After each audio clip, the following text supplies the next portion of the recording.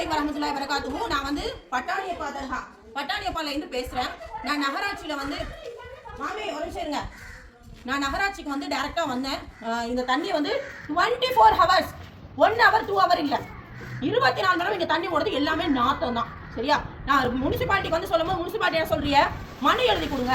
இதுக்கு முன்னாடி போனோம் எல்லாருமே சொல்லிட்டாங்க, மனு எல்லாமே கொடுத்தாச்சு, எந்த நடவடிக்கையும் எடுக்கல அப்படின்னு சொல்லிட்டாங்க.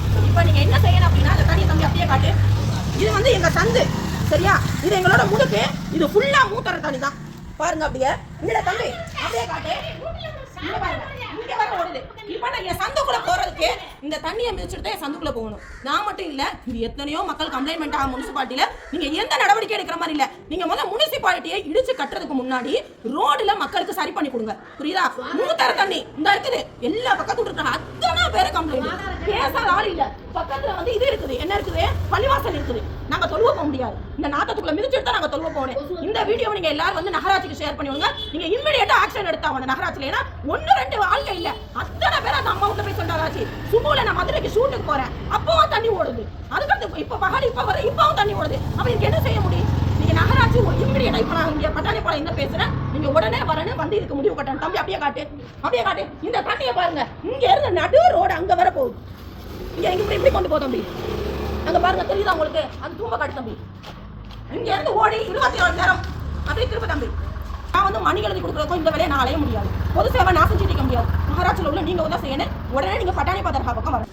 இப்போ நீங்க வந்து கீழக்கரை நகராட்சி இமிடியேட்டா வந்து இதுக்கு ஆக்ஷன் எடுக்கணும். நீங்க எந்த ஜமாத்துக்கு என்ன செய்ய சொல்றீங்க? நம்ம கொடுக்க வேண்டிய முதல் இது முனிசிபாலிட்டிக்கு தான். சரியா? இப்போ நான் வீடியோவை போட்டுக்கிட்டு இருக்கிறேன், நம்ம அப்படி சிரிக்குது. முனிசிபாலிட்டில இருந்து இப்போ உடனே நீங்க ஆக்ஷன் எடுக்கணும். அவளுக்கு ஃபைன் போடுங்க. நீங்க லட்சமா ஃபைன் போடுங்க. அவ வீட்டுல வந்து யாருமே அப்படி இல்ல, எல்லாம் டீசென்ட்டான ஆட்கள் தான். அவ காக்காமர்ல இருந்து எல்லாருமே இவ வந்து அவ்வளவு பேரை அறுத்து கிழிச்சு அசிங்கப்படுத்திட்டு இருக்கிறா ரோட்ல இருந்து. தயவு செஞ்சு முனிசிபாலிட்டி ஆளுக்கு இமிடியேட்டா வாங்க, பட்டாணியப்பா தர்ஹா.